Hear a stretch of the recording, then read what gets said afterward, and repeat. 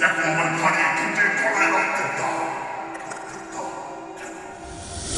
কি জঘন্য এক লোহার জঙ্গল।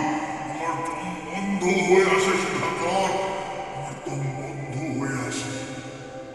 আমরা যে আবহাওয়ায় বেড়ে উঠেছি, আমরা যে নক্ষত্র থেকে উড়ে এসেছিলাম, সেখানকার সঙ্গে তোমাদের এই দুনিয়ার আকাশ পাতালের তফাৎ সুধাকর। এই দেখো, এই দেখো আমার প্রাণ খড়ের হয়ে উঠেছে। তুলো থেকে আরম্ভ হয়ে যাচ্ছি রোজ।